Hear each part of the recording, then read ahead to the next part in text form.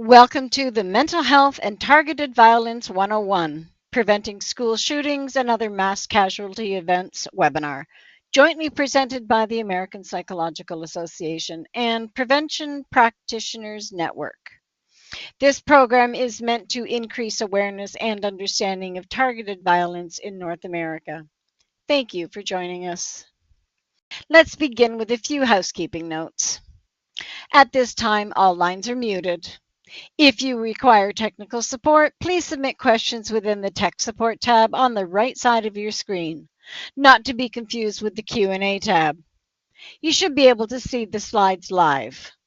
If you experience technical issues, please try first refreshing your browser window, or second, trying a different browser.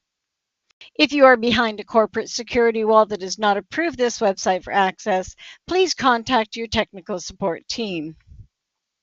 To view the slides in full screen mode, click the screen icon next to the live on the lower right side of the slide. Press Escape to exit full screen. Closed captioning is available. You must click the CC on the bottom right within the player to view the captions.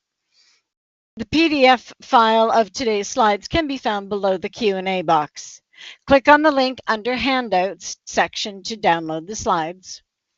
We encourage you to submit questions about today's topic through the Q&A tab throughout the presentation. Questions will be answered during the last 10 to 15 minutes of the webinar. Due to time constraints, we may not be able to answer all the questions.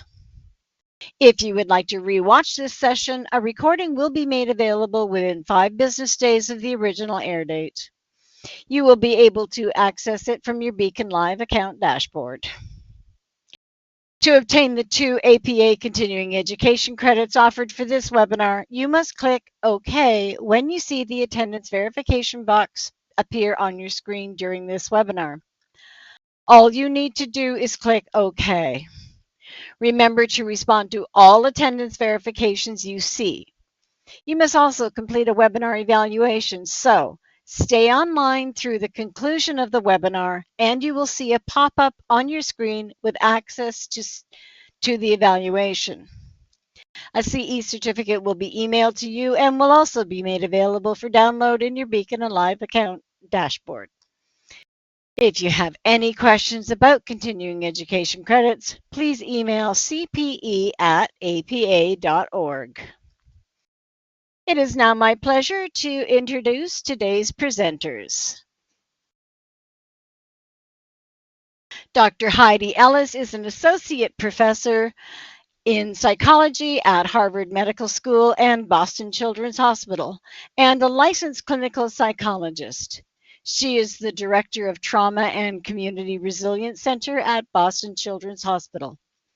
Dr. Ellis' primary focus is on understanding how trauma, exposure, violence, and social context impact developmental trajectories. She conducts research and develops programming to advance a public health approach to preventing violent extremism across the ideological spectrum. Dr. Emerald Cardelli is the clinical director of the Massachusetts Area Prevention Program at Boston Children's Hospital and an assistant professor of psychology at Harvard Medical School. Dr. Cardelli is the lead developer of the TSAM, a risk assessment and management tool that can be used by frontline clinicians to guide therapeutic intervention for individuals at risk of premeditated violence. She provides global training and consultation in trauma-informed care and prevention. Her research focuses on understanding multi-systemic factors contributing to violence perpetration and strengthening the capacity of healthcare systems to provide preventative care. Dr. Sarah Weinegar-Budge is the Director of U.S. Programs at Moonshot and a licensed psychologist in Oregon. Her clinical work focuses on individuals who are or have been involved in violent extremism. She has developed and delivered multiple training courses for mental health providers working with individuals involved in violent extremism or at risk of targeted violence.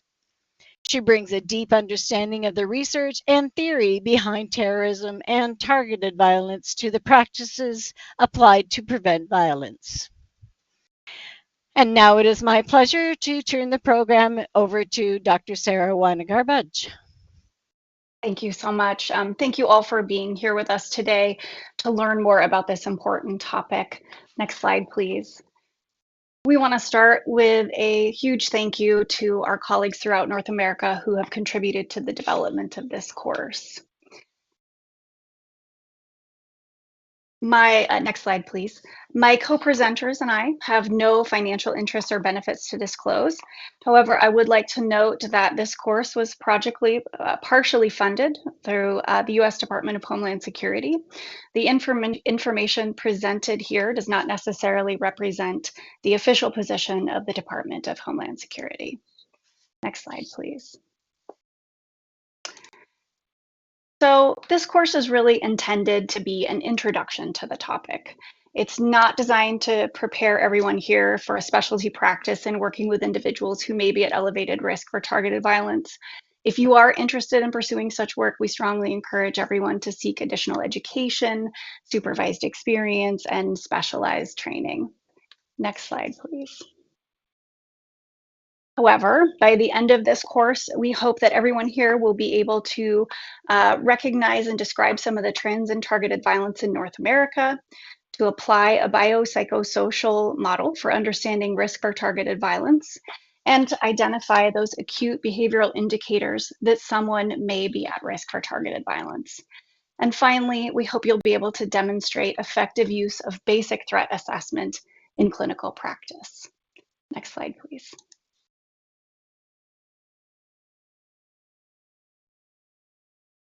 So to start, we'd actually like to talk about two sample clients. And as you listen, we'd like you to consider how many of us know people like Clark and Elijah? How many of us might have clients like Clark and Elijah on our caseloads? So I want to tell you a little bit about Clark. Clark is a 25-year-old cisgender male who begins his first session with a therapist by explaining feelings of deep loneliness and frustration, primarily stemming from his inability to form meaningful romantic relationships. He talks with you about a pattern of rejection from potential partners. He describes himself as a great guy. He just can't understand why others don't reciprocate his feelings.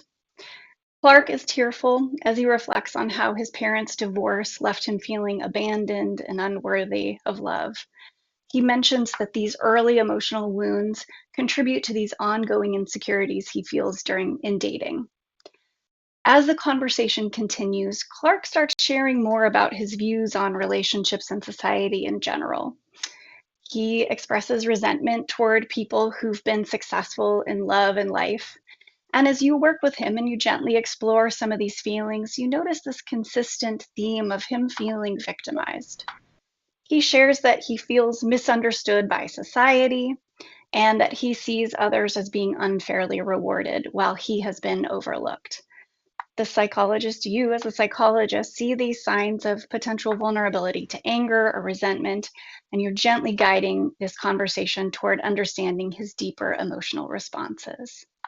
And now I'd like Heidi to tell you about Elijah. Thanks, Sarah. Elijah is a 16-year-old boy who's referred by his school for an evaluation because he recently posted a picture of himself on social media in which he held what appeared to be a gun and captioned the post, "If they only knew what was coming to them." Teachers noted that he tends to be a loner, says little in class, and usually eats lunch alone. When the therapist meets with his mother, who's a single parent, she says she's been disappointed about his school performance. He used to be a straight A student, but his grades have dropped recently. She notes that he spends a lot of his time in his room online and seems disinterested in past hobbies or socializing. Elijah himself enters the room with his hood up and his eyes down and says little in response to the therapist's questions. When the therapist asks who he likes to spend time with, his face flushes and he responds with surprising energy and bitterness, telling the therapist that it doesn't matter who you like to spend time with if no one likes to spend time with you. He then retreats into his hood further, asks when the session will be over, and says little else for the remainder of the meeting.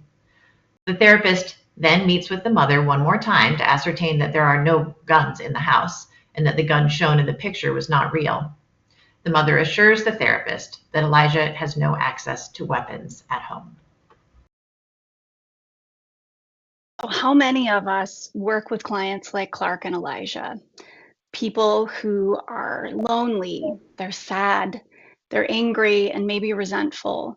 Maybe they have some maladaptive beliefs, they have some problematic behaviors, they might engage in some maladaptive coping mechanisms that might be harmful to themselves or others. Most mental health providers are able to sit with people in crisis and despair. And our job is to address those harmful behaviors that people engage in response to those strong emotions, those maladaptive ways of thinking about and being in the world, those problematic relationships that negatively affect their lives. Some of these people may be at risk for harming others. And as psychologists and as clinicians, we all have an obligation and also an opportunity to help recognize and prevent that kind of violence risk. So next slide, please. To do that, I want to start by talking about targeted violence and understanding a little bit of the trends in targeted violence in North America. Next slide, please. To start, we actually have to begin by talking about reactive aggression. Reactive aggression is the most common form of human aggression. It's that immediate, emotion-driven aggression that typically occurs in response to a perceived slight or provocation or a threat. The person might feel some remorse afterwards. They might express an intention not to engage in those kinds of aggressive or violent acts in moments of calm. Again, this is really much, much more common. In contrast, proactive aggression refers to premeditated, deliberate, goal-oriented behavior that is planned to achieve a desired outcome. In reality, there can be an interaction between these two types of aggression. So for example, these moments of intense emotion dysregulation and reactive aggression could over time set the scene and the stage for more planful aggression, or that reactive emotion dysregulation may become the tipping point for someone to engage in pre-planned violence. While we as mental health providers have long addressed the emotion dysregulation and that reactive violence, we also need to understand proactive aggression. We need to understand that premeditated, planned aggression, which is also known as targeted violence. Next slide, please. So targeted violence is a premeditated act of violence that's directed either at a specific individual, a group, or just carried out in a particular location, regardless of the motivation. And the key piece of this definition of targeted violence is that it is premeditated. And because it is premeditated, it's theoretically preventable if we can recognize some of the signs that someone might be planning and preparing to commit an act of violence. Next slide. The reality is, targeted violence is a low probability but a high impact event. While reactive aggression is much more common, I'm sure that most of us can readily recall multiple examples of targeted violence that we're aware of. These are things like school shootings, assassinations, attacks on public spaces like houses of worship, supermarkets, and concerts. In some cases, specific individuals were targeted, whereas in other cases, the victims were chosen based on their perceived identity or simply their presence in a specific place at a particular time. So we're going to explore more about some of the motivations and the dynamics behind targeted violence later in this course. Next slide, please. But I think it's really important that we start by understanding there is no single profile of an individual who is engaging in targeted violence. The reality is that people of all genders, all races, ethnicities, religions have committed such acts of violence. And when we focus on demographic characteristics, we run the risk of overlooking the behavioral signs that someone might be planning violence. Likewise, there is no specific mental health diagnosis that's associated with targeted violence. There are a small number of cases in which the targeted violence risk was actually driven by a serious mental illness. But the vast majority of acts of targeted violence are not caused by mental illness. Mental health conditions may co-occur with violence risk, but they may not be the cause of or the driver of that violence risk. Most violence is not perpetrated by people with mental health conditions, and most people with mental health conditions do not engage in violence. And I think just setting that stage is critical here, especially as we're talking to an audience potentially of clinicians. However, I think we can all agree that the absence of a mental health condition does not necessarily indicate mental wellness. Individuals can experience significant distress, grievances, maladaptive thinking patterns, desire to harm themselves or others, and not meet diagnostic criteria for a particular diagnosis.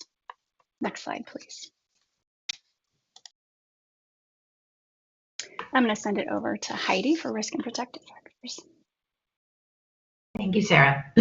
So as with other maladaptive behaviors, research has begun to identify risk factors that increase the likelihood that an individual will develop violence risk. Although the research on protective factors is more scarce, there are key protective factors that may buffer these risks as well.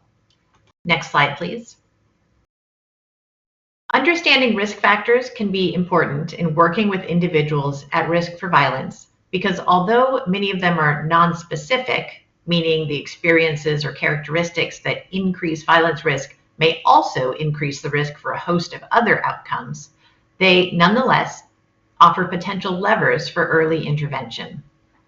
Cognitive fusion is an example of a risk factor associated with violent ideation that also is associated with a variety of other conditions, such as depression. Mental health practitioners can play an important role in helping individuals who experience certain risk factors, such as cognitive fusion, that may, especially in combination with other risk factors, for instance, grievances, may be early indicators of risk that an individual may move towards violent ideation. However, it is also important to know that just because an individual has risk factors associated with violence, this does not mean they will go on to engage in violence.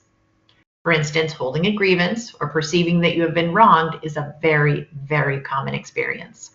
And many people experience cognitive fusion to some degree. Very few people harbor violent ideation or intent. Thus, risk factors can be helpful to understand as opportunities for early intervention, but are poor predictors of who will engage in violence. Next slide, please. The research on risk factors for targeted violence is relatively young, and given the challenges of researching a low base rate phenomenon like targeted violence, there are a number of methodological limitations to this work. Also, research has identified slightly different risk factors for different types of targeted violence. Nonetheless, there are some consistent findings across all types of targeted violence. From the research that is available, we can see some clustering of known risk factors in accordance with the biopsychosocial model. Some risk factors cluster around individual level factors, such as mental health disorders, cognitive styles, or impulsivity. Other risk factors are more relational, such as being isolated or rejected. And importantly, some risk factors are societal, such as having access to weapons or exposure to societal narratives that promote violence or harmful gender norms. No single risk factor predicts violence, and generally we see different risk factors interacting to exacerbate risk. As noted earlier, these risk factors are not unique to targeted violence. Many are associated with other problems, including reactive aggression.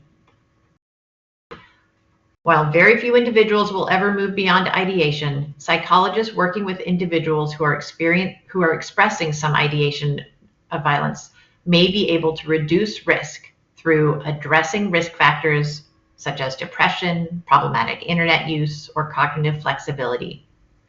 Mental health providers are well positioned to identify and address needs in these areas, and in this way can and do play a key role in prevention.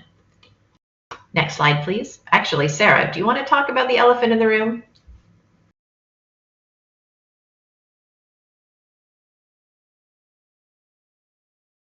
Sarah? Yes, thank you. Yes, sorry about that. Slow to unmute myself. So yeah, I think it's important that we talk about extremist ideologies. These are often the elephant in the room. We've probably been thinking about them. Some of you might have been thinking about them. Sometimes the media tells you these are the issues. Sometimes there is evidence that a perpetrator of targeted violence may have had extremist beliefs. But it's really important to know that tons of people have extremist ideologies who never commit an act of violence or even a crime. It doesn't mean that their behavior isn't harmful. It means, though, that they are not necessarily at risk for engaging in violent behavior. And as we're going to talk about later today, you can plan and commit violence without having any ideology at all. So, what we do want to understand is that sometimes personal grievances, social grievances, political grievances can be confused with or focused through a violent extremist ideology. And these violent extremist ideologies can, for some people, give them a behavioral script for an acceptable response in reaction to their grievances. The key thing I think for us just to understand, and we don't have a lot of time to go into depth on this, is that violent extremist ideologies simplify a complex world for people. They simplify a complex problem. They give them a narrative to frame their grievances, and they give a suggested call to action or actions. So really what the violent extremist ideology does is it helps them, guides an individual in knowing who to blame, like what is wrong in their life, who to blame, and what to do about it. And if it's a violent extremist ideology, it's that it's violence is what they do about it, and that violence is both justified or in some cases mandated. Then we know that people are introduced to these narratives, these violence justifying narratives through their social networks, either online or offline. And it's very easy to access these narratives. So we do see the presence in some cases, but we don't have evidence that these are the cause of targeted violence. So again, as we're talking about risk factors today, it's really critical to couch these in the knowledge that these are vulnerabilities. These may create the vulnerability, but they are not necessarily the cause. What I am looking for related to violent extremism is really, and risk for targeted violence is what we're going to talk about for the rest of today. But one of those early indicators for me that I'm listening for is when an individual is expressing that they feel they have both the right and the obligation to use violence. So carry on, Heidi. Thank you, Sarah. So let's just touch base on protective factors. As noted earlier, the research on protective factors is very limited, even more so than on risk factors. As with risk factors, protective factors may differ slightly between different types of targeted violence, such as school shooting versus targeted workplace violence. Factors that may be protective include individual factors such as self-control, empathy, and perspective taking, as well as social factors such as having a strong pro-social network or a sense of connection to and opportunities at school or work. Mental health providers often bring these protective factors into treatment. They are not novel or unique in relation with this particular area, but they remain very important. Next slide, please. The risk factors do not tell us who will engage in violence, but they do give us opportunities for interventions which can reduce risk. While some risk factors are static, such as a history of trauma, dynamic or modifiable factors can be an important focus of treatment. For instance, mental health symptoms that may be a result of past trauma. Risk factors can be the focus of treatment, meaning we're working to change or reduce that risk, or they can be incorporated into management, meaning even if we cannot directly change that risk factor, we can work to structure the social environment in such a way as to reduce the impact of that risk factor. For instance, while we as mental health professionals cannot change larger harmful societal narratives about gender, we can work to manage the access to or impact of those narratives by managing online exposures or helping an individual to question those narratives. Next slide, please. Take a moment to read the risk and protective factors listed here for two different individuals. And think to yourself, who would you guess is more likely to commit an act of violence? If we look at Mark, we can see that he has undertreated mental health issues. His parents have severe untreated mental health and substance abuse issues. He's experienced child abuse and neglect, lives in extreme poverty in a high crime neighborhood, attends a low performing school, affiliates with antisocial peers, and is highly intelligent. Ernie also has mental health issues, but he receives high quality regular treatment. He has difficulty with social interactions and is very isolated, also highly intelligent, lives in a supportive and involved family. The family has extensive financial resources, they live in a low crime neighborhood, and Ernie attends an excellent school. So again, who do we think might be more at risk? You might have guessed Mark. In reality, the case example of Ernie describes Elliot Rogers, who at age 22 killed 6 people and injured 14 in what came to be known as the Isla Vista shootings. So if risk and protective factors can't tell us when we should be most concerned about violence, what information do we need? What is missing in these lists is information about the indicators that someone might be planning to commit an act of targeted violence. We will now turn to Sarah to talk about indicators. Sarah, over to you. Thank you, and thank you for advancing the slide. Heidi's absolutely right. Mark and Ernie are a great example of why we don't profile, why profiling is not effective here. And what we actually need to understand are what we would call the behavioral indicators, or those warning signs that someone is at risk for targeted violence. These really, in simple ways, are the signs that a person has both intent and is acquiring or has the capability to commit violence. And when we study past cases of targeted violence, we find that the people who've perpetrated these acts often demonstrated the same indicators. And we understand this through something called the pathway to intended violence. Next slide, please. So when we're looking at this pathway, we understand that as we move farther to the right on the pathway to intended violence, we have much greater concern that a person has the intent, the capability, and the opportunity to commit a violent act. It starts on this pathway with grievances, as we've talked about. This is this sense of being wronged, of being humiliated, ashamed, rejected, treated unfairly. These can stem from all kinds of personal, professional, social, political, other ideological sources. But these grievances are kind of an emotional fuel. Again, we'll just keep re-emphasizing this. Everybody has grievances. We all have grievances. Simply having a grievance is not an indicator of risk. However, some people will also engage in violent ideation, and they might begin to consider violence as even as justified or an acceptable way to address those grievances. They might have violent fantasies, they might have violent ideas, they might be talking about, posting about, writing about violence, they might be drawing violent scenes. Some people are going to seem very serious about this violent ideation, whereas others are going to minimize it and talk about it as if it's a joke. I want to point out, if we're all honest with ourselves, all of us have violent ideation. It might be passive, fleeting violent ideation that's not very specific. It might have more of a reactive violent ideation quality. So again, just having violent ideation is not sufficient for us to understand or believe that someone is at risk for committing violence.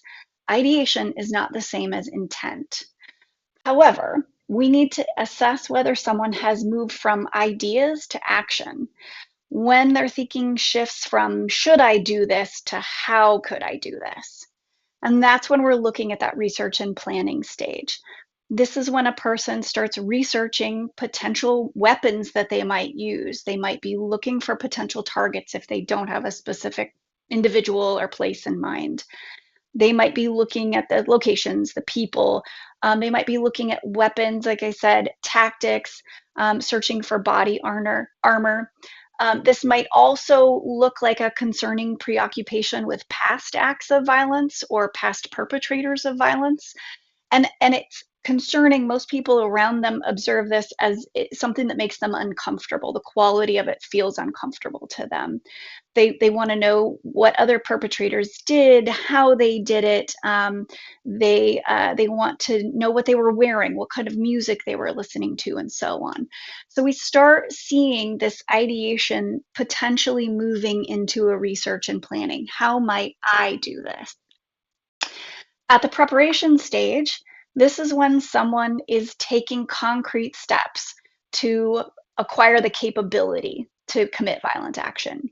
They are acquiring weapons and ammunition if they don't already have access to it. Might be surveilling targets. They might be mapping a route to and from a site, or maybe an escape route as well. They might be training in the use of those weapons, or they might be engaging in either fantasy behaviors or other behaviors to desensitize themselves to ensure that they are prepared to commit an act of violence and harm others. The breach stage is where we see people testing boundaries or security measures. They might be trying to do a dry run. They might be testing whether they can access a particular location, get in and out unnoticed, maybe testing whether they can bring a weapon in and out without being caught. They might be trying to approach a specific individual and see if they can get close to them such that they might be able to harm them. This breach stage is where people are ensuring they have the opportunity to commit this act of violence. And without intervention, the final stage in the pathway is the attack itself. Again, most people are going to stay in the early stages of this pathway. They're going to have grievances, maybe violent ideation. They may or may not have intent to commit violence or even attempt to acquire the capability. And it's important that you know that people can move up and down this pathway, and it's not necessarily a linear process. So, our job is actually to look for red flags or warning signs along this pathway and to use those to guide our intervention and our management decisions, which we are going to talk about a bit more in the later today. Next slide, please. So, some of you might be thinking, I have no idea how I would look for these red flags on the pathway or even know what to do in response. It might feel overwhelming. And I think it's really helpful for us to see that pathways to violence toward others are not unlike suicide pathways.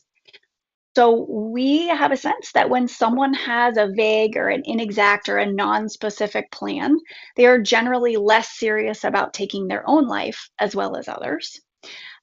As opposed to a person who maybe has a very specific plan with a particular method, a place, a time, a date for how they're going to end a life, be it their own or someone else's. If we are assessing risk for self-harm, we might want to know, are they looking into methods to harm themselves? Are they researching a lethal dose of medication, for example? Similarly, we're looking for evidence of researching the means to harm others, how they might acquire a weapon to harm someone else. With a plan, of course, we want to know, do they already have access to those means, or are they, again, attempting to acquire those means? And again, that's in taking their own life or someone else's. Likewise, we are looking for things like end of life preparations, getting their affairs in order. It might be something like saying goodbyes, or in the case of violence risk, maybe writing a manifesto. Similarly, they might be giving some hints to others. If we are concerned about someone harming themselves, they might be saying things like, if I'm not around, no, no, no, no. When someone is considering violence, they might be saying things like, you shouldn't come to school tomorrow. Maybe you shouldn't come into work tomorrow. Something bad might happen. And when we're working with someone who might be thinking about and planning to harm themselves or others, we want to know their willingness to develop a safety strategy. Are they even willing to talk to me about their violent ideation at all? Are they willing to talk to me about the things they have considered using to hurt others? In exactly the same way I might be asking them to talk about their thoughts about harming themselves and how they might harm themselves. And are they willing to engage in safety planning? Are they willing to temporarily relinquish access to firearms to someone else to hold them for a period of time? Are they willing to increase their the frequency of sessions with me, for example? So we all already have a framework to understand what these red flags look like and how we look for them and what we might be able to do depending on how close this person is to ending a life. Next slide, please.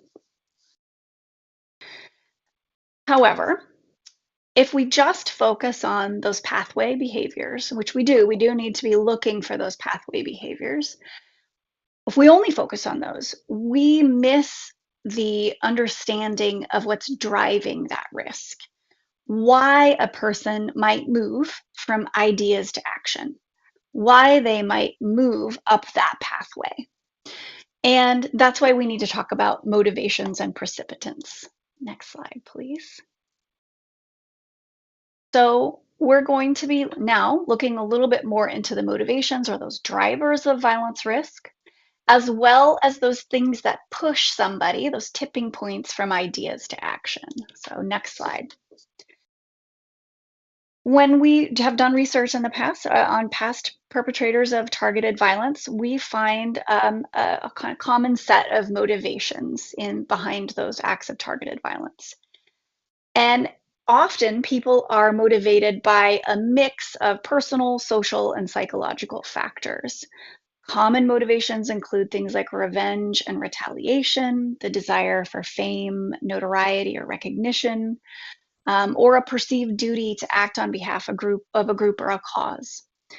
Other people might be seeking to restore a sense of honor or to connect with like minded individuals, or they might be acting out of despair or boredom or a need for excitement or a desire for thrill seeking. I think it's really important to recognize that most people who engage in targeted violence or maybe at risk have multiple motivations. They might overlap and they might interact. But understanding them helps us recognize both risk and potential points for intervention. Next slide, please. Precipitants are the events or the life stressors that can push a person further along that pathway. This is the thing that pushes them from that intent to, or ideas to intent, or intent to action. These can be thought of as like the straw that breaks the camel's back. They commonly include recent personal losses. These could be things like the death of a loved one, divorce, the loss of social supports following even a relocation or a move. It could be relationship conflict, conflict with parents, conflict with partners, conflict with other family members, conflict with peers. This is especially compounded when people are experiencing isolation or social rejection.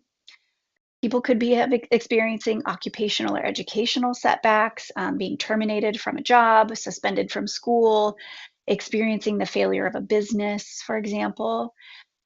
Financial strain, health challenges, failures to achieve an important goal also serve as significant stressors. As we're thinking about these precipitants, I think it's meaningful to remember that what matters most is not the objective severity of the event, but the person's subjective experience. They experience this stressor as exceeding their coping capacity or their available resources. It's now too much to bear. And also, when you're thinking about these precipitants, it's really important to look at them through a developmental lens. We need to be thinking about how these stressors look different for youth versus young adults versus middle adults versus older adults. But that underlying dynamic is the same. We have people who feel overwhelmed, they feel trapped, or they feel like they're without viable options for relief. And this might be the thing that pushes them further down that pathway. Next slide, please. So this model helps us understand how some of those internal states that we've been talking about, those thoughts, those emotions, those motivations, might be reflected in observable behaviors. And what you are looking at here is that it starts again with those grievances, those feelings of shame and humiliation and rejection. And what you might see outwardly is someone engaging with content or communities that address those grievances, that give them an answer for those grievances or give a framing to that grievances. Eventually, those feelings of injustice, exclusion, being victimized kind of escalate, and they might be engaging in violent fantasies, which may be really for self worth or regulation, and it gives them a sense of control. However, outwardly, what you might be seeing is that observable fascination with violent acts, those offenders. It might be excessive use of violent media, and so on. What's important is as you're looking at these observable states and these internal mechanisms, what we might be hearing about is that we recognize when someone is escalating in this and they are moving toward a potential attack. Depending on the role that you have in an individual's life, you might be in a position to either recognize and assess those observable behaviors, or as a clinician, you might actually have access to some of those internal states as you're working with that individual. I think it's important to, again, to recognize some of those shifts early and intervene appropriately if and when someone seems to be moving up this pyramid. So next slide, let's go back to our scenarios. I want us to revisit Clark and Elijah again. So again, same scenarios we've already talked about. Now that we've talked about some of these risk factors, we've talked about that pathway to violence. I want us to reread these and then feel free to put your thoughts into the public chat that's going to go live now. What are some of the grievances that we're hearing in these cases? What might be some of the motivations for this individual? If you were working with this client, if Clark was your client or Elijah was your client, what would you want to assess? What would you want to know more? What kinds of questions might you ask to understand better that violent ideation? And based on what we know now, what might you be focusing on in treatment?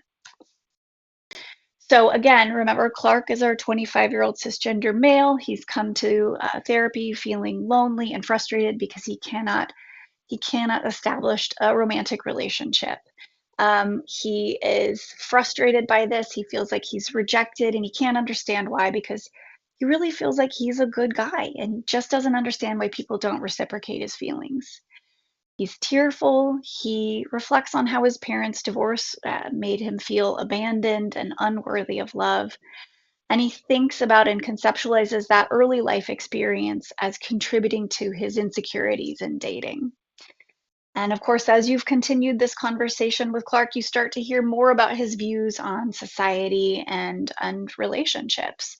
He says, people who are successful in love, they don't deserve that. And he really feels like he has been victimized and overlooked by society. He sees people being unfairly rewarded he doesn't think should be rewarded, and he has been overlooked. Heidi, will you remind them about Elijah? Absolutely. And again, please drop in the chat as I'm speaking, grievances, motivations, what you might be thinking about doing in treatment. Elijah was our 16-year-old boy. He came in because he had recently posted a picture of himself on social media, holding a gun, or what appeared to be a gun, with a caption reading, "If they only knew what was coming to them." So the school referred him. Teachers are reporting that he's a loner, says little in class, eats lunch alone. The therapist meets with his mother and learns that recently Elijah's school performance has dropped. Used to be a straight A student, not so much recently. Instead, he's spending a lot of time in his room online, dropping interest in past hobbies or socializing. And then there's Elijah himself, who the therapist meets with. His hood is up, his eyes are down, not very engaged.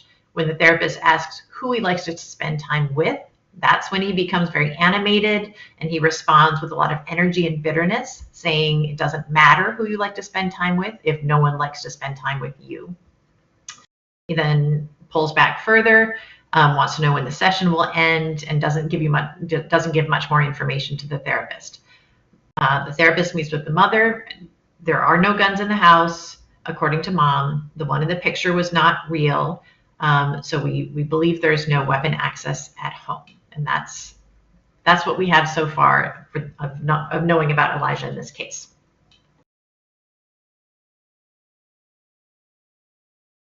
So what do you all think? What do we hear? I see isolation seems to be a common aspect for both. Yeah, social isolation and rejection, absolutely.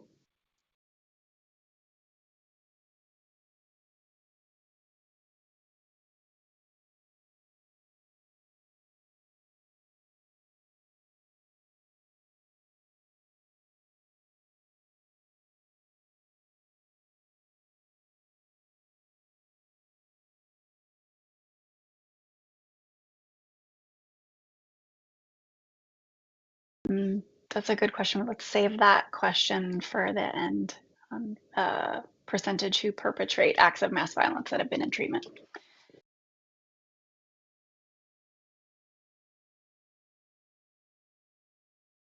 Yeah, so it's a No, great point in the chat. Yeah. Sorry, go ahead, Heidi. there's a protective factors question in the chat. Someone would be interested in knowing who people are that they look up to. So it's potentially protective, or potentially it could be asking who are their role models. Do we need to be concerned about who they're identifying with? Mm-hmm. Mm-hmm.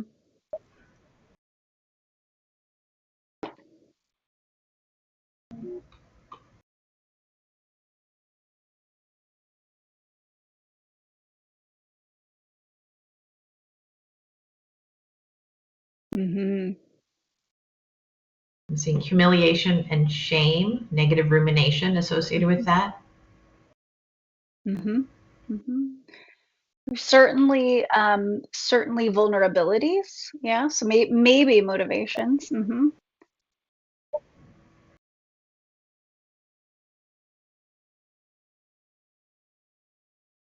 Well, I'm making note of the questions that are outside of the scenario at this point. We'll definitely come back to those.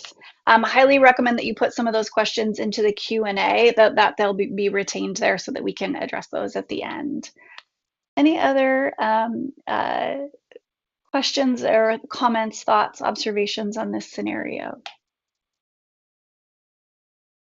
And I'll open up to Emma or Heidi with any of your observations.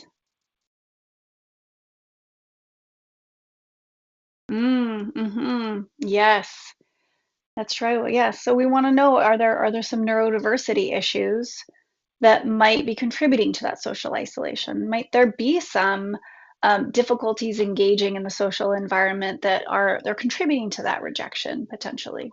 Mhm.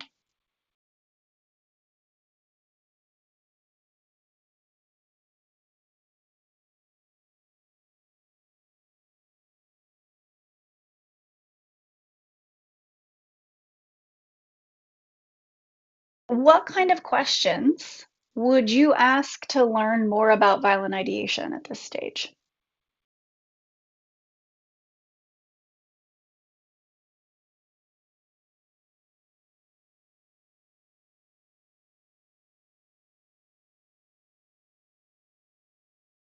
Yes, yeah. So, want to know what kinds of hobbies they have, what activities that give them meaning or a sense of purpose to assess, again, for those risk and protective factors. Absolutely. We'd want to be looking at the psychosocial environment around them. What video games are they playing? Noticing a question about whether incels are thought to be violent extremists. And I can say when we went over the risk and protective factors for Mark and Ernie earlier, and I mentioned that Ernie was actually an individual who engaged in an act of mass violence. One of the things that was also true there was that he was identifying with the incel ideology. So yes, that is something that we can encounter in this space.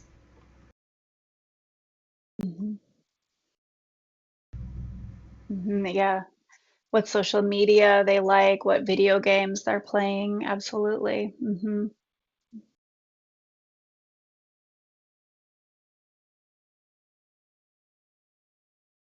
Yeah, yeah. I like that question. What has hurt him? Who's really made you mad?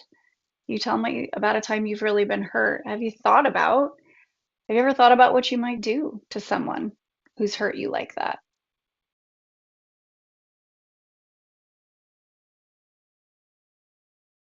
Might help sometimes. It helps me to think about how I would ask about suicide risk. How I would just ask directly, are you considering killing yourself? Have you thought about it? Someone who's feeling as hopeless and desperate as you are might be thinking about hurting themselves or killing themselves. Has that occurred to you? Would we ask something similarly? Someone who feels as angry and frustrated and misunderstood, um, might have thought about hurting others, have thought about getting revenge. Have you ever thought about getting revenge on people? How would you do that? Who would you get revenge on?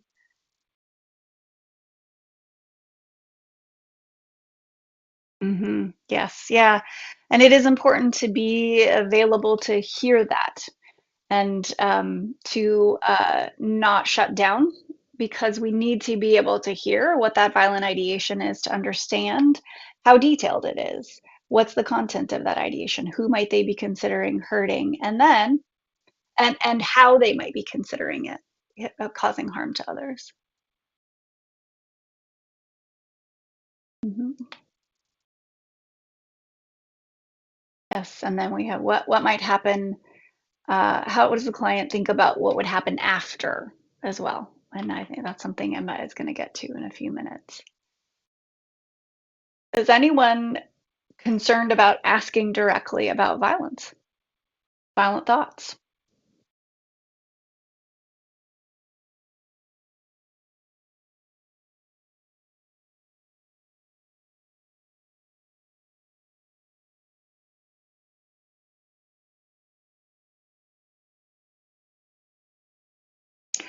I think it's really normal. It's not we're not trained to um, necessarily to sit with and to really ask about and query this. So some people are going to be more comfortable. And I think what it's helped me early on was to frame it in just the way that we have to ask directly about harm to self, or harm to self. We have to be comfortable, and we have to work to get comfortable asking about harm to others.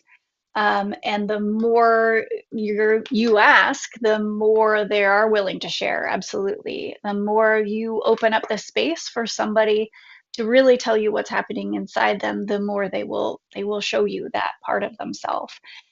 I'm more worried about what I don't know and what I haven't asked about than what I do know about.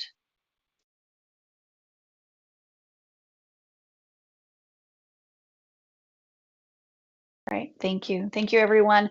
I'm going to close this chat, and then please, if we didn't answer your question, there were some great questions in there that I was intentionally not doing. Please put those in the Q&A, and I'm going to hand it over to Emma now. All right.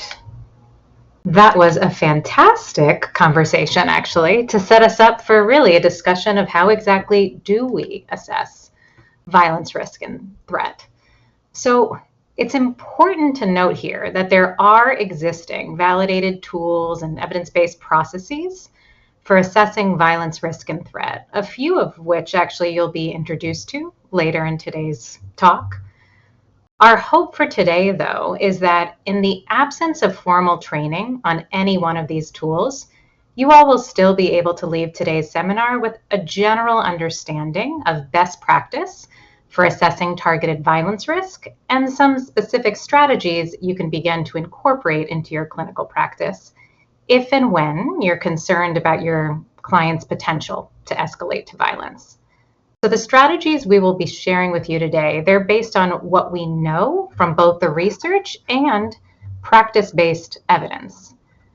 For those attending today's seminar, though, with previous training in violence risk assessment, I do want to take a moment to draw an important distinction between the assessment of general violence risk and targeted violence risk. The goal of many violence risk assessment tools, such as those, let's say, conducted prior to a release from a detention facility, the goal of those is to determine the likelihood that an individual will engage in some type of general violent behavior over a specified period of time. In contrast, when we're assessing for risk of targeted or premeditated violence, the objective is really to appraise whether the individual is on a path towards committing a violent act against an identified or identifiable person, a group of people, or some kind of entity. The emphasis is not just on clarifying whether or not this person may be violent. It's totally possible that an individual may be on a path towards an attack, but actually may not have a preponderance of traditional risk factors for violence. Conversely, someone may have traditional risk factors for violence, but really may not be anywhere near planning an attack on any identifiable victim or group of people. Next slide, please. Okay, so ultimately, in the assessment of targeted violence risk, we're really trying to understand like two key things. So how far down the pathway to violence has someone mobilized, i.e. to what extent has this person truly moved from ideation to intent and action, as Sarah was talking about before? Are they simply aggrieved, or is their true intent to harm others? And have they begun to prepare and plan for an act of violence already? And then two, what unique biopsychosocial factors and contextual influences got this person to a point in their life where they believe that violence is a viable and justifiable solution to a problem? Of course, it's important to consider what risk and protective factors are present in this person's life to inform our understanding of their relationship to violence and their capability to harm another person or group of people. Remember, though, as you heard earlier, that the presence or absence of risk and protective factors alone really does not tell us if someone will or will not commit an act of intentional or targeted violence. In many ways, having an understanding of risk and protective factors is really most helpful in informing our prevention efforts, as this knowledge helps the clinician to make more educated guesses about what levers we can pull to reduce risk of escalation to violence, or what barriers you might encounter when implementing your risk management plan, and what supports outside of the therapy room are critical in order to sufficiently contain risk and threat. In order to reduce uncertainty about the likelihood of violence, we're also going to want to consider if violent intent is actually accompanying someone's violent thoughts, and if so, how well formulated the plan of action is, as well as the individual's capability to commit an act of violence, meaning, do they have the constitution for it, the skill, the means to carry it out? Next slide, please. Violent ideation is thinking, fantasizing, or writing about committing violence. For some, violent ideation is expressed through threat making, whereby a person is threatening to do harm in a direct or indirect way and communicating those threats out in real life or online. However, to be clear, threat making in and of itself does not equal intent. So many people ideate about violence. Quite frankly, for anyone who has driven a car or worked a job, really, the presence of a violent thought is not in and of itself abnormal or pathological. It's quite human to have violent thoughts. Not many people, however, actually want to carry out a plan of violence. So I want to use a comparison in suicide prevention here that I actually think is quite helpful when we're reflecting on real intent. So there's the idea that someone's real suicidal intent is determined by three things. One, their actual stated intent, so their reported intention to kill themselves. Two, their reflected intent. What reflected intent means, it's essentially the quality and the quantity of the patient's thoughts, desires, plans, and extent of action that they've taken to complete their plans. That's all the reflected intent, and really gets at that pathway that Sarah was talking about before. And then finally, in the field of suicide prevention, we have to also think about their quote unquote withheld intent, i.e. what someone wants to do, but really has no intention of sharing with the world. For targeted violence prevention, it can be valuable to think about assessing real violent intent, homicidal intent, in the same way, recognizing that someone's intentions may not be fully captured by, just their response to the question, hey, do you intend or have you ever intended to harm someone? There's lots of other things we need to think about with respect to clarifying intent or intentionality. When assessing violent ideation, it's important to get a sense of the content of the violent thoughts, how often they occur, how long they last, whether or not the person feels in control of these thoughts, how they feel before, during, and after having those thoughts, and the types of settings they find themselves in when thinking about violence. All of this helps us to better understand the function of violent ideation in someone's life. With targeted violence, we're also, of course, looking to understand if the individual has any potential targets in mind when thinking about violence. When talking to someone about their violent thoughts, it's also important to evaluate just how justified they feel in the use of violence and what their perceived rationale might be for carrying out violence. Can they identify any alternatives to violence? Do they believe they have other choices in how they handle a situation or problem? To what extent do they feel evoking fear or causing physical harm as a necessity? How fixated are they on one specific target or another? I think I'm realizing I did not ask my colleague to change slides. Could you do that for me, Sarah, if you don't mind? Thank you so much. Okay. Determining if there are any inhibitors to violence is also a critical component of assessing ideation and intent. What are the consequences? Do they think that the risk is actually worth, quote unquote, the reward? Do they think that they can recover from this incident? What's held them back from committing an act of violence already or so far? They've been thinking about it for a while, but why haven't you done it already is an important component of the assessment when we're trying to determine these inhibitors. And finally, capability.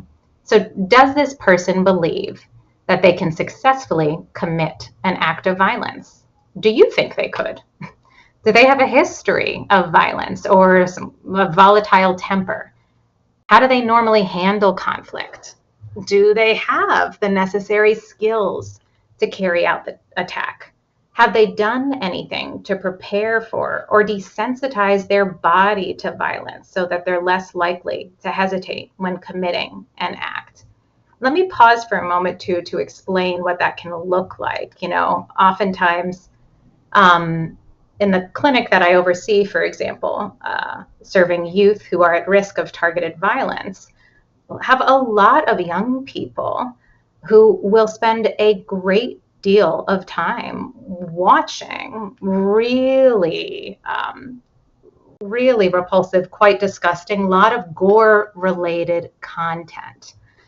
And they do that at times with the intention truly to desensitize their body to committing an act of violence.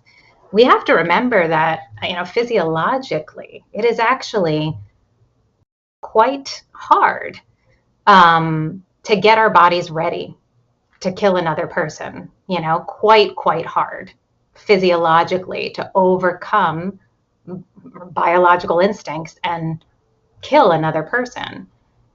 Quite frankly, it's also even harder actually to harm yourself than it is to harm others. So that's another comparison we see in suicide prevention, where folks are building their readiness to go against their biological instincts in order to carry out a plan as intended.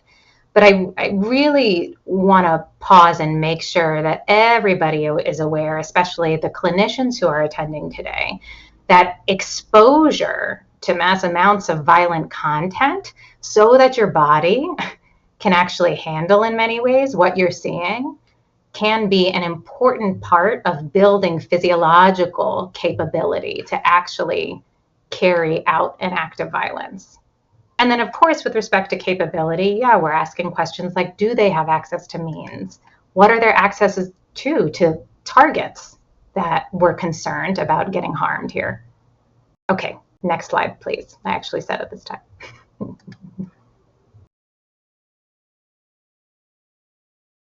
Okay, when conducting an interview to assess violent ideation and thoughts, there are other more subtle things that can be quite important to listen for in order to have a fuller understanding of someone's relationship to violence. So their why, so to speak. When talking to someone about their violent thoughts, you're going to want to listen for the affective, the emotional components of the grievance or grievances. Is there grief, humiliation, or anger there, loss there? Is there a belief system or ideology present that's used to justify or explain the use of violence or the person's intention to act?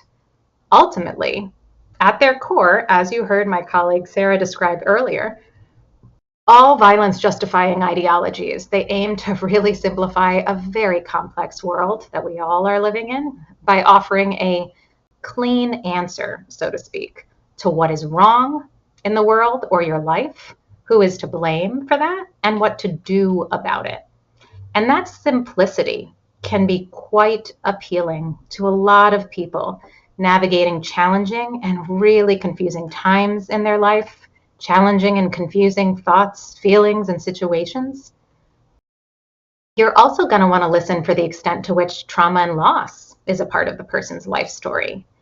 And importantly here, it's often not about figuring out, quote unquote, what happened to someone as part of your violence risk assessment, but rather the feelings surrounding those experiences, the meaning they made of them, how the person describes their own role in those events, and how blame has been assigned or perceived levels of responsibility for everyone involved.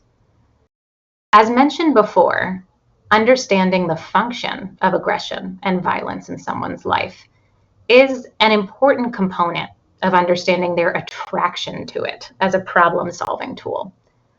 Relatedly, getting a sense of how overwhelmed someone's coping capacities are is also critical, in addition to the skills that they typically use to resolve distress. How mature and effective are those skills? We're also listening between the lines to get a sense of how someone thinks. So, do they demonstrate a lot of rigid or all or nothing thinking? How inflexible is their thinking, and how fixated are they on a grievance, a possible target, and or a particular way of solving a problem? How fused are their thoughts to their actions? Are they the kind of person who's a I think, therefore I do type of person with high levels of fusion there? How they relate to you, their relational style, is also quite important. So, for example, are you seeing signs of dominant or control tendencies, or is there just really nice reciprocity in their interactions with you? Are they guarded or mistrusting? Do they seem to be holding on to information or keeping secrets in some way? And actually, does that secrecy seem to excite them to some extent? Next slide, please.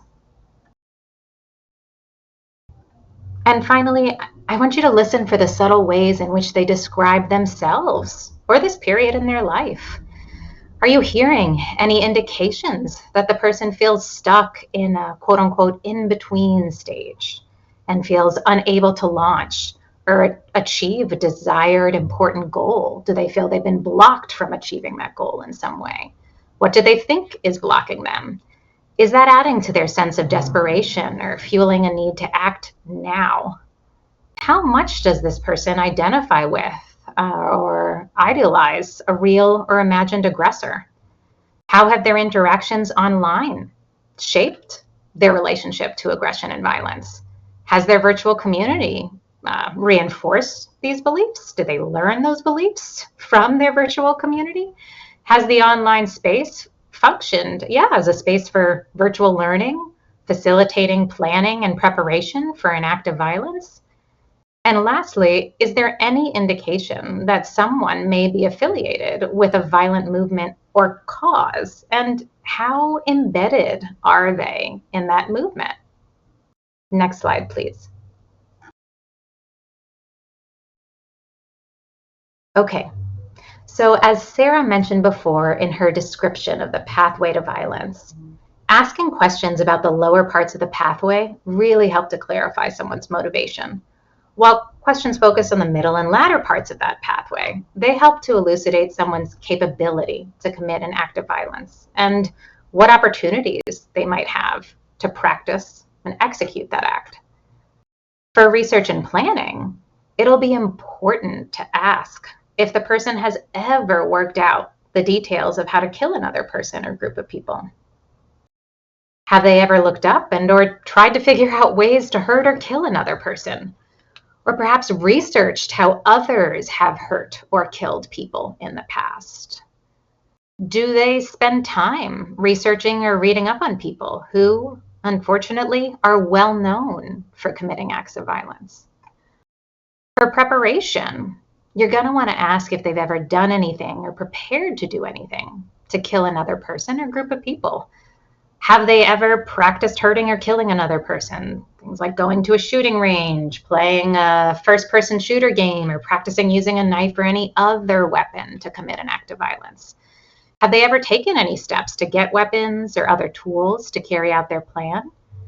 Do they have access to weapons at home or anywhere else where they spend substantial time? And finally, for breach, we'll want to get a sense of whether or not they've ever done anything to actually begin to test and see if their plan would be successful. Next slide, please. Actually, I'll pass it over back to my colleagues, Heidi and Sarah. Thank you. Yes. Okay. So take a moment, think about what Emma has just shared about how we're looking for and trying to understand things like the justifications that someone might have for committing violence, their capability, their preparatory behaviors, are there alternatives to violence, etc. Um, we're going to rejoin our cases in the next stage of engagement in them. And I want you to think through some of these things. So you can still be thinking about the risk and protective factors. You're thinking about the ideation and the violent, potentially violent ideation, the planning, maybe the researching, etc. But really hone in on what are some of those potential justifications there and their capability and alternatives. As you listen to these cases, we're going to have you again put things into the public chat and share. I'll give you a longer pause to make sure you have time to think for a moment, and then we'll discuss. So let's revisit Clark. As you continue to work with Clark, you learn that he's been steadily employed at Costco since graduating from high school, but he feels like he's going nowhere in life. He likes his coworkers, but he reports that he despises his manager, who is, quote, always looking for ways that I'm screwing up, unquote. Clark reports that he has been written up for being late to his shift several times, and his manager is, quote, threatening to put me on suspension. So Clark says he wishes he had a more lucrative career. He wishes if he had a more lucrative career, he thinks he'd be more attractive to women. But he also says, quote, looks first, everything else second. He believes he's unattractive, and this is the primary disadvantage that has prevented him from finding a loving relationship. He does say that he is now on a dating app and he's feeling hopeful that things are going to go well because he's already had several conversations with multiple women. And but he does express some frustration that some of those women have not wanted to follow through with a date after conversing online. And he says, quote, I know it's their loss, but I still like to think about finding them and showing them exactly what they're missing. Take a moment and think about Clark, and then I'm going to have Heidi share what's going on with Elijah. All right. Thank you, Sarah. So Elijah's mother brings him to treatment regularly, and over time, Elijah begins to open up. The therapist finds that he becomes more animated and engaged when talking about how he spends his time online. He shares that he spends the majority of his free time on a private server with a group of individuals who share a variety of political beliefs that Elijah feels align with his own views. He describes the group as a place where people, quote, talk about the truth, end quote, referring to the conspiracy theories they discuss, including anti-Semitic, racist, and anti-LGBTQ content. Elijah expresses admiration for the community, noting that he feels like he's found people who understand him, and he is drawn to their shared sense of grievance about societal issues. He talks about the memes and jokes they share, some of which dehumanize certain groups, and he feels a sense of belonging in the group that he doesn't find elsewhere in real life. Elijah mentions that the group often talks about, quote, how things need to change, and that he too feels that something needs to change. When the therapist asks about what this looks like to him, he looks away and then says, almost to himself, if I just had the courage to get rid of them, then I wouldn't be the problem anymore. Despite the casual tone with which he talks about it, the psychologist recognizes that Elijah's immersion in this online space is reinforcing a sense of alienation, frustration, and grievance.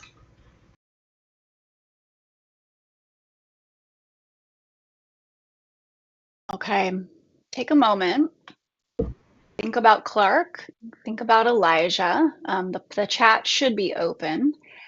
Let's just start with any initial reactions to what you're hearing is going on in these cases now. What are the things that stand out most to you in what's happening with Clark and now what's happening with Elijah? And feel free to put it in the chat and just say Elijah is or Clark is.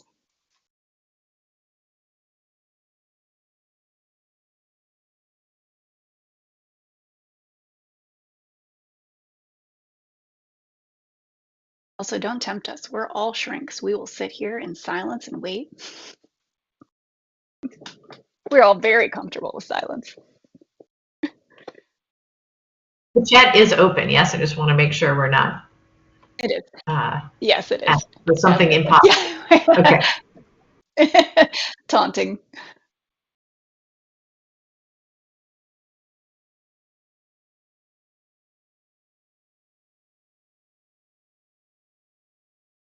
No wrong answers. Are we cool with what's going on with Clark and Elijah? No, nothing concerning about this? Like carry on as usual?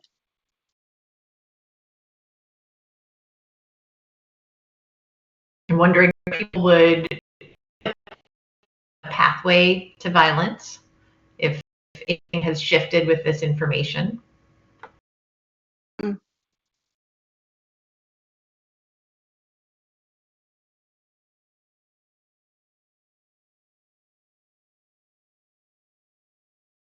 Mm.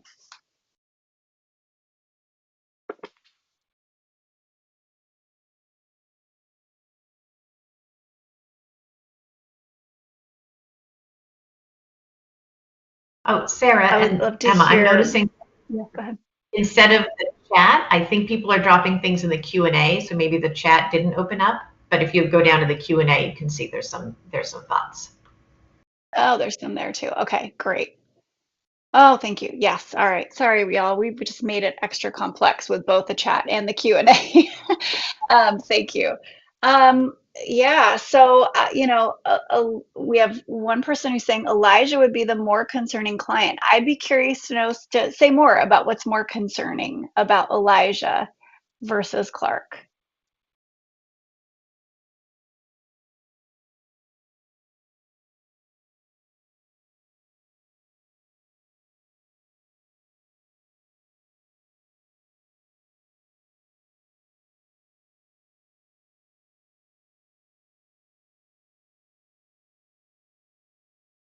I'm going to read through a few of what I'm seeing. I'm myself having some trouble toggling between everything here, so I feel like I may be challenging for others as well, and I think I might be missing some things. But I'm seeing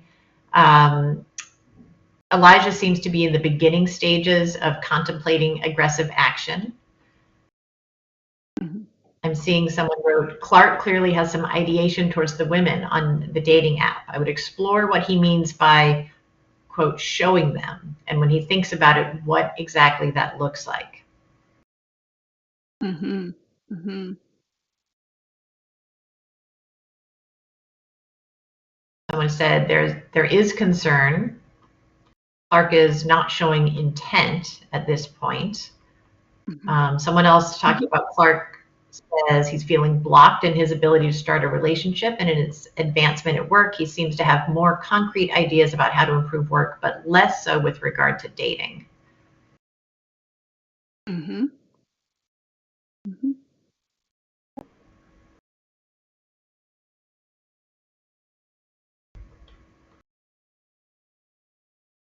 Someone here says, I would want to know more about Elijah's involvement in the online group and what they've done to, quote, show right, to show them. Mm-hmm. Mm-hmm. Yes, yes, and folks saying want to know who Elijah wants to get rid of. But observing, it Mhm. looks like Elijah has found a community of like-minded individuals who might be supporting that grievance. Hmm.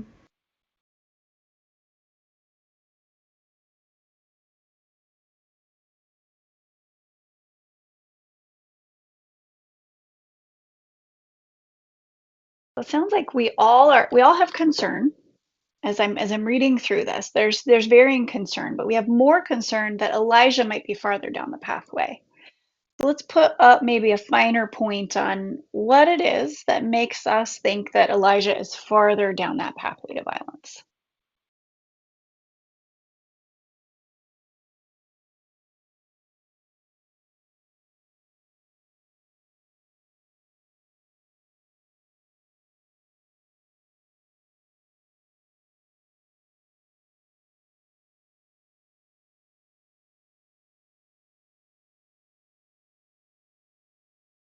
Katie, I wonder if it would help for us to remind everyone that Elijah was originally referred to services because he posted a picture of him holding a firearm, and with the threat, they something to the effect, they don't know what's coming to them. Mhm. Yeah, and we know that his mom has said there are no weapons in the home. The picture of the gun, it was fake. But we also know that Elijah is communicating with this group online, and um,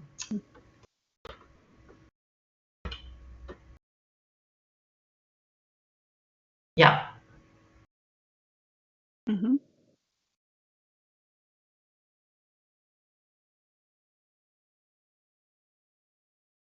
Yeah, yeah, the involvement in that online group might be fueling some of that ideation. Hmm. Yeah, it seems Elijah seems to be more socially isolated, less connected outside of that online world. Absolutely. And Clark at least has some real world relationships that maybe feels a little more protective.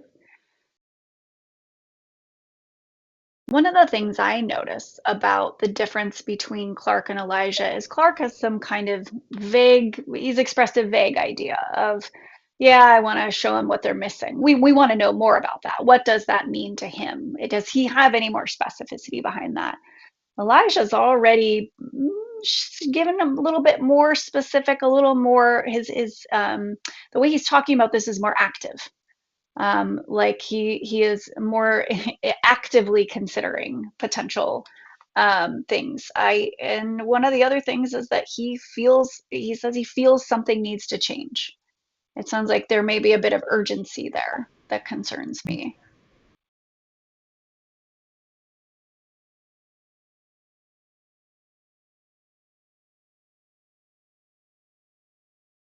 Hmm. Right, that's a great point in the chat that we he may be having conversations about plans. He may be engaging more planning behavior, preparatory behavior that adults don't know about. Adults have only seen this.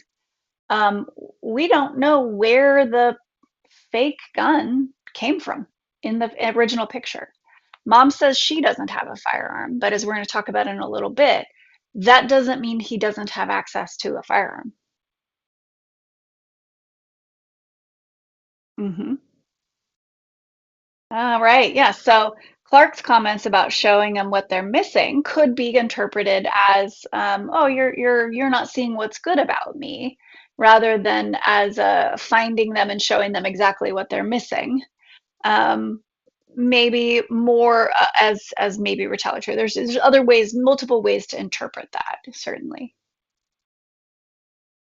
we might have more concern about Elijah because he's younger, less integrated, less maybe executive functioning capabilities at this point. He might be more impulsive, potentially more reactive.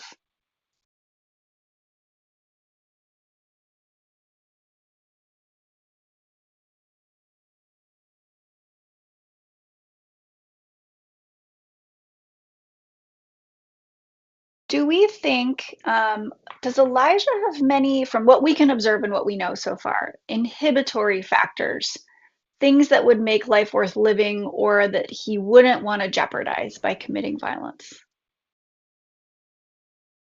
Does he seem to have anything good going on in his life?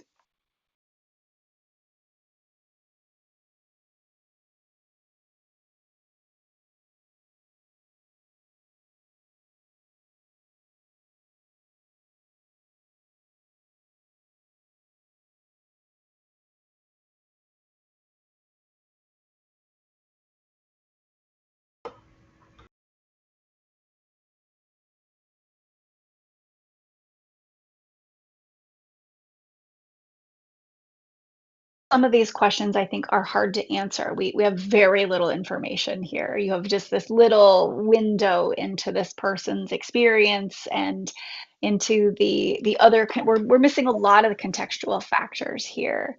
But it does look like we have more concern about Elijah because of some of the things he's saying, some of the things he's doing, and some of the things we don't know, and some of the things we don't see. Um, he doesn't demonstrate that he's got a lot that he thinks is good in his life. Um, on the other hand, yes, and he does seem to have involved parents, but he does seem to be disconnected from his peers, and he's not happy about that social isolation. If you remember early on, he said, it doesn't matter if you want to hang out with people if they don't want to hang out with you.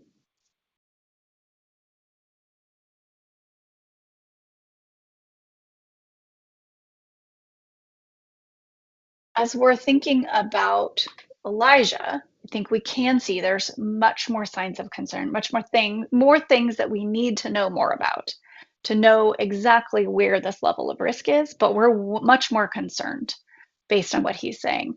It doesn't mean we have no concern about Clark. Clark is concerning. I do see in the chat that absolutely he might be at risk for a lot of other forms of harm toward others, sexual assault, intimate partner violence.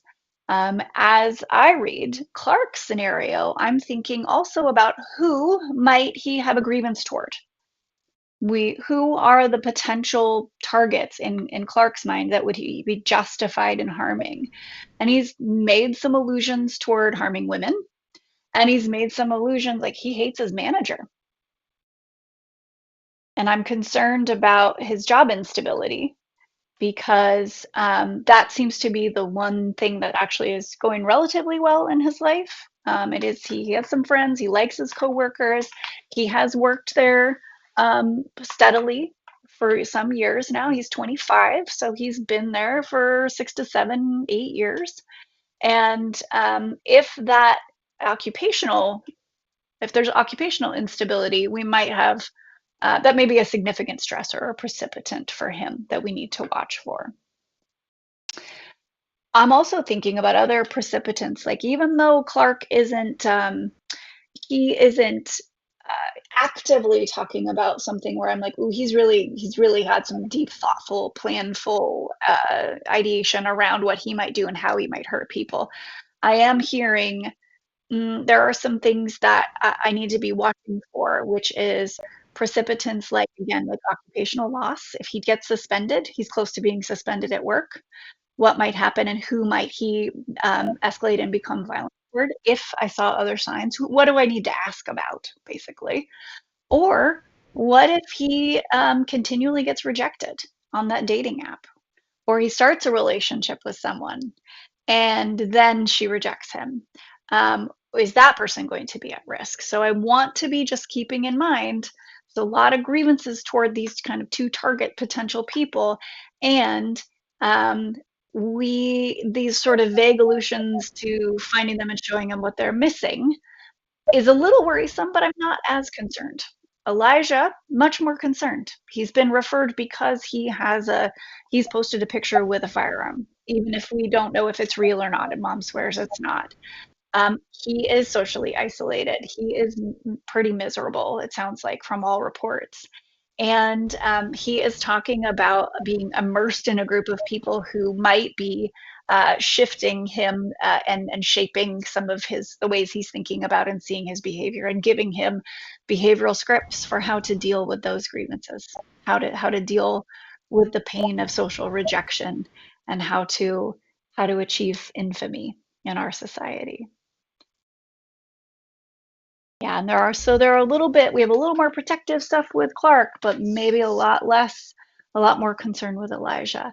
In the interest of time, I'm going to stop and I pass it back over to Emma. It's actually perfect, Sarah. You want to do the next slide? Because in many ways, all the folks attending this training today actually just got to witness you doing some formulation out loud, which is wonderful. So, without a good formulation, risk assessment is only so useful. I mean, the key piece here is, how do we ensure that results of our assessment ultimately translate to a meaningful formulation and then eventually to a risk management plan, which we'll talk about as well. Next slide, please. All right, so in translating results of a risk assessment into then our formulation and management plans, this bears repeating here, okay? We have to be super careful about assuming that risk factors are themselves reliable risk predictors. As my colleagues highlighted earlier, risk factors tend to be nonspecific and are shared by many individuals. Again, I'm going to use the research on clinical suicidology here as a comparative example. So, because there's been much more like meta-analyses and robust research over many, many years. So meta-analyses of prospective studies predicting suicide following self-harm have found that the following 4 risk factors have like really robust effect sizes. Things like previous self-harm, suicidal intent, physical health problems, and male gender. These are the 4 most robust risk factors. Okay, well, all of these strongly weighted risk factors are really unlikely to be of much practical use in a predictive way, because these are things that are comparatively common in clinical populations and really therefore nonspecific. As we know from our earlier discussion too of biopsychosocial and ecological risk factors, risk is incredibly dynamic and influenced by a complex combination of interacting factors that span the entirety of someone's social ecology. Any person's future behavior is dependent on the interplay over time between their actions, their environment, and the immediate situation at hand. All of those things are dependent on innumerable and unknowable mental or psychological processes and unpredictable and interdependent variables. It's all just really messy. So any of these individual factors in isolation have a weak association with the rare outcome of premeditated or targeted violence. Given this, it's highly unlikely that we as clinicians will ever be able to accurately foretell a single person's future, including the likelihood of harm. Another assumption that's important to challenge is this idea that categorical risk predictions, so determining if someone's a low risk, medium risk, high risk, that in it of itself is essential for understanding someone's violence risk. For those of us who do a lot of these risk assessments, the lows, usually pretty easy to see, high, usually pretty easy to see, but all these folks in the medium, oh my goodness, what do we do with them? And medium spans such a continuum. So we know from research that categorical risk predictions, they don't actually have much predictive value, and they can unfortunately encourage deterministic predictive thinking, in which people then assume that an outcome is just an inevitable result of certain antecedent causes. Anchoring our risk formulations in categorical risk ratings can also lead to the adoption actually of defensive practices focused primarily on liability, and it can lead to applying more restrictive approaches to all those categorized as high risk, right away, restrict, and directing resources, much needed resources, away from our low risk groups, despite the potential suffering underlying their violent ideation. What's more, the rigid and overconfident adherence to such judgments can also undermine the therapeutic potential of an assessment. And finally, as a field, we really need to challenge the idea that collaboration with individuals at risk of targeted or premeditated violence is at best impossible and at worst, quote unquote, irresponsible. It's quite the opposite. Research and practice-based evidence has shown us for years now that collaborative approaches are essential to sustained behavior change, especially when working with folks who may not even be sure if they want to change, not quite ready to change. Things like motivational interviewing has been around for so many years with such robust research because of this. So as clinicians, how we approach relationship building and sharing power in and of itself in a therapy room can reduce risk. There is empirical evidence to show that a collaborative assessment that emphasizes respect, compassion, curiosity, a desire to help, flexibility, and the relational nature of the assessment is associated with symptom reduction and patient self-enhancement. So please, please, please don't underestimate just how powerful connection and collaboration can be in reducing risk for violence. Next slide, please. Ultimately, any good formulation related to targeted violence risk should consider the following questions. So, what's the problem or unmet need someone is looking to resolve through their violence? What got this person to a point in their life where violence seems like a justifiable or viable solution to a problem? What exactly am I as the clinician? What am I worried will happen? What type of violence do I see this person committing specifically and why? What types of violence do I see them being at risk for and why? What am I trying to prevent? And how do I think that would actually happen? Who's at risk and when are they most at risk? If there's no effort to manage risk, well, then what is the likelihood of violence? Which requires reflecting on someone's capability, their attitude surrounding violence, and their openness to change. We have to be thinking with our formulation about the situations or contexts that may increase the risk for escalation to violence. And therefore, what steps should be taken to reduce uncertainty and to decrease the likelihood of a potential escalation to violence? What protective factors or strengths can be leveraged in order to manage and hopefully reduce risk? Next slide, please. And this takes us directly to best practices in risk management. Next slide, please, again. So for a safety plan to be effective, our assessment and formulation should have helped us to discern the specific scenarios that are likely to increase risk for escalation to violence. And safety plans need to be directly tied to these specific scenarios. Effective risk management plans should also aim to enhance strengths or areas of competence and be directly connected to those inhibitors of violence. Oftentimes, risk management plans for targeted violence may require a multidisciplinary team of both formal and informal supports in someone's life in order to sufficiently attend to risk across multiple areas of their life. Consequently, plans are going to need to be dynamic, and the flow of communication and feedback needs to be established if you have multiple people being a part of the risk management plan. The risk management plan should also clarify specific, measurable criteria for, how and when we'll know if our plan is not working. How do we know if it's working? How will we know if it's not working? And if it's not working, then what's going to be the next step we're going to take ultimately if things aren't progressing as planned?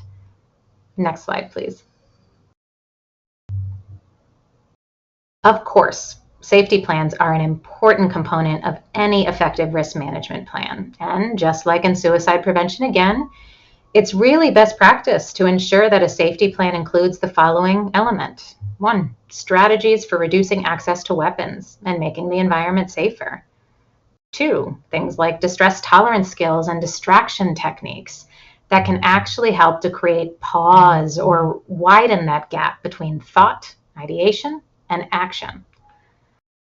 Identifying things that people can do in social settings they can engage with that are less likely to get them into trouble, essentially, is another really important component of a safety plan, as well as, clarifying warning signs to help someone recognize when they should actually use their plan and when their plan isn't working. And on that point, finally, it's going to be important to be very clear about who to contact or where to go if the safety plan isn't working. As I mentioned earlier, it's best practice when safety planning and carrying out lethal means counseling to incorporate our knowledge, of someone's inhibitory factors into these discussions, in addition to their reasons for living. And as I also mentioned previously, multidisciplinary involvement, multisectoral involvement may be essential to truly stabilizing risk. Finally, it's important to flag that limited collaboration in a safety planning process is a critical data point to determining whether or not risk can be safely managed in a community setting, or if a higher level of care is indicated in order to stabilize risk. Next slide, please. Okay, I'm conscious of the time, and we could ultimately do a whole other workshop on the intricacies of lethal means counseling, but I did want to highlight the 3 A's approach as a resource for further learning. So the 3 A's model was developed by a team led by Dr. Amy Barnhorst, who's the director of the Bullet Points Project at the University of California, Davis. It really focuses on firearm counseling, as conversations about firearm access as one element of a general health and mental health assessment is being increasingly seen as not only a clinical imperative, but an ethical imperative in the midst of those interactions.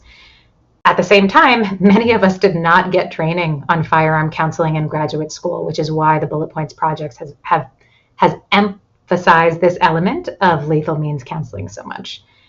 We also know from research that among patients who have owned or lived with someone who owned a firearm, those who received family physicians' verbal or combined verbal and written safer storage recommendations, they were actually 3 times more likely to make safe changes in firearm storage practices than patients who did not receive this counseling.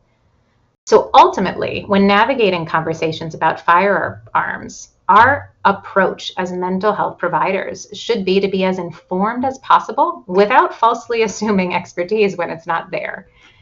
We should aim to be respectful and compassionately curious about someone's relationship to firearms, focusing first and foremost on harm reduction and safer storage practices, rather than holding ourselves to a standard of absolute removal in all cases. And there may be times where that's not necessarily possible.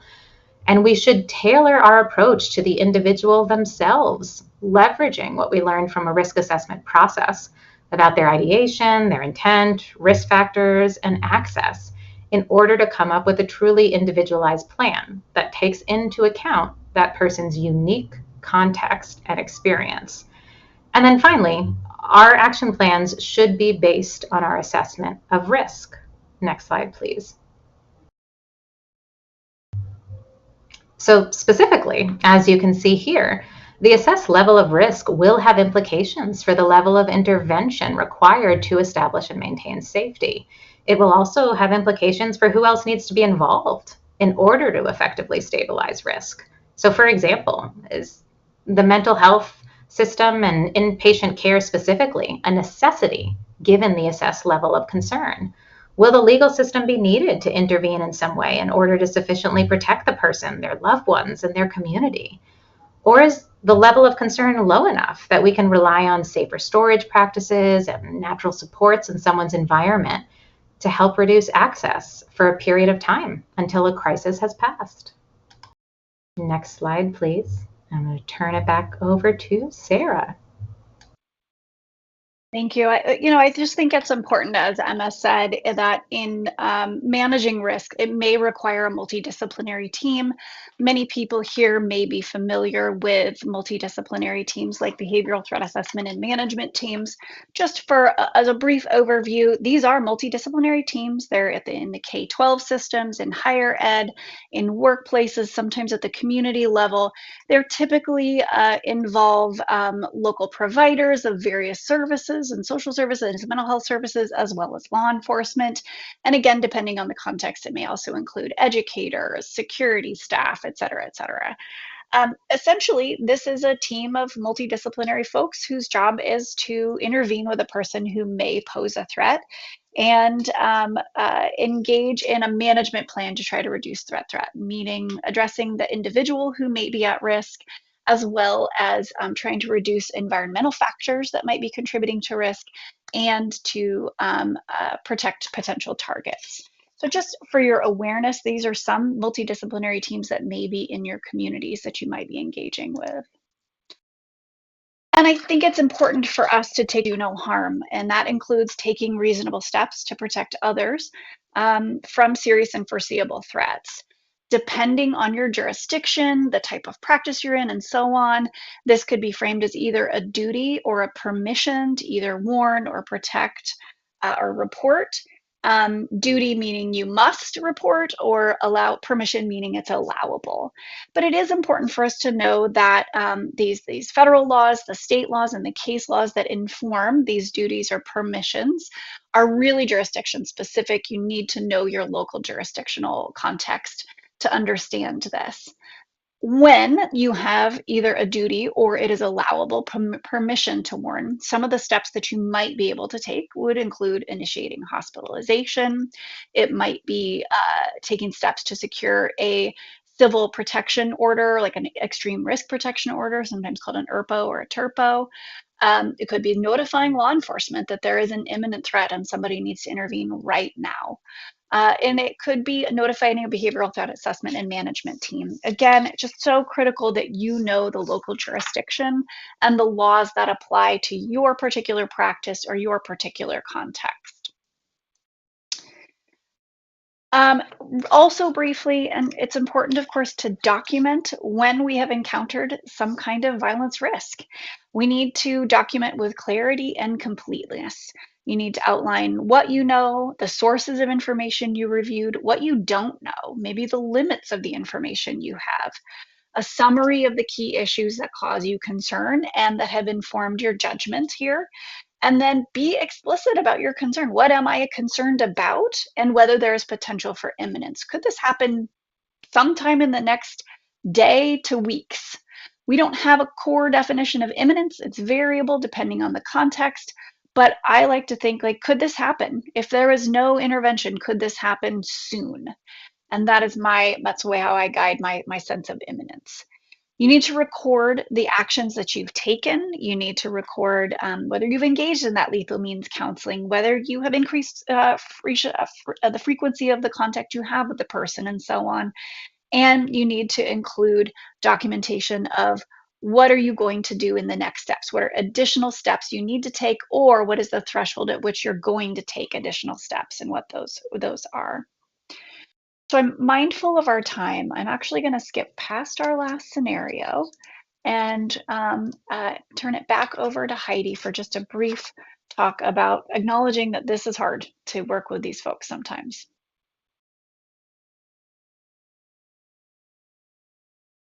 Thanks, Sarah. As is true in working with any high-risk individual, work with individuals at risk for targeted violence can be stressful and challenging. Doing this work requires both knowing yourself and caring for yourself. Next slide. It can be easy to exceptionalize those at risk for targeted violence, thinking about it as something that is disconnected from typical human experience and something that falls outside the normal purview of psychologists.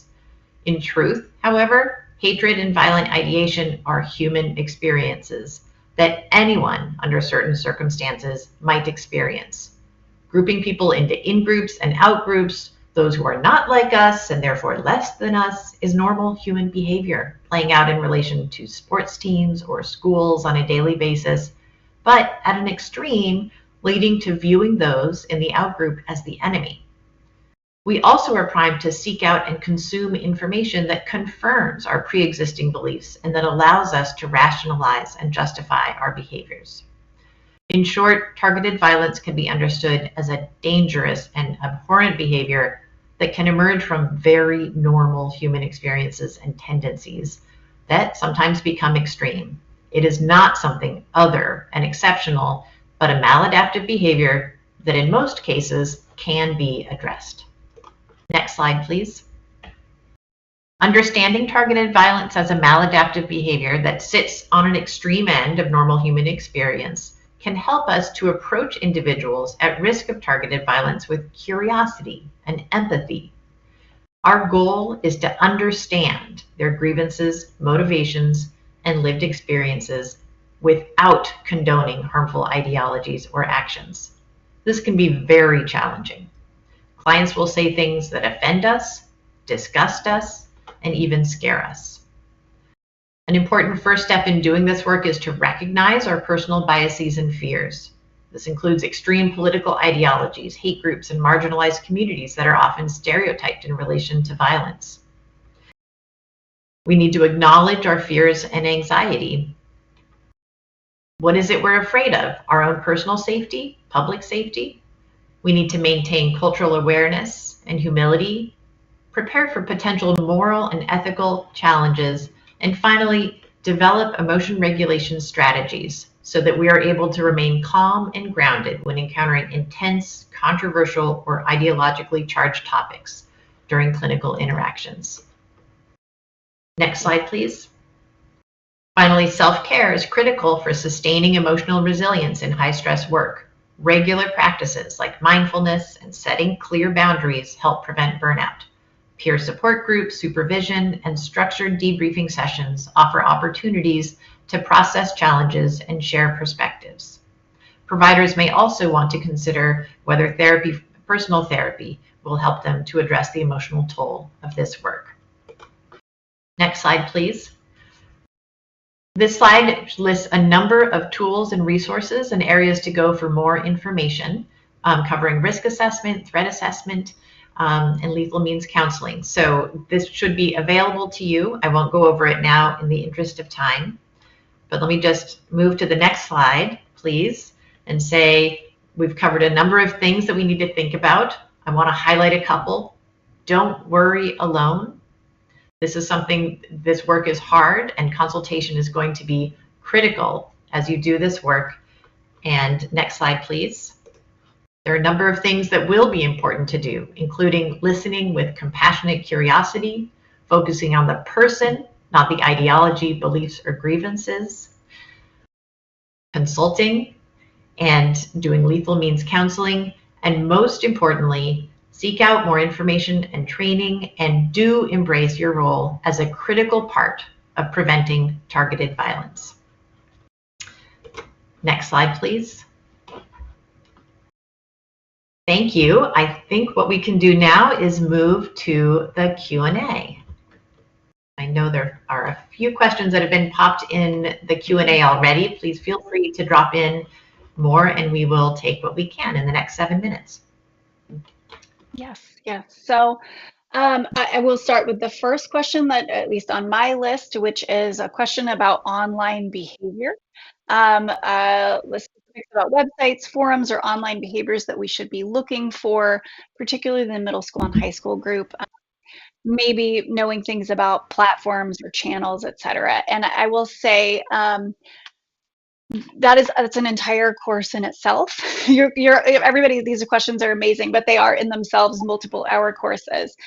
What I would suggest is, rather than looking specifically for like this platform is a problem, this channel is a problem, this influencer is a problem that they're following, that you really consider, where would this behavior fall on the pathway?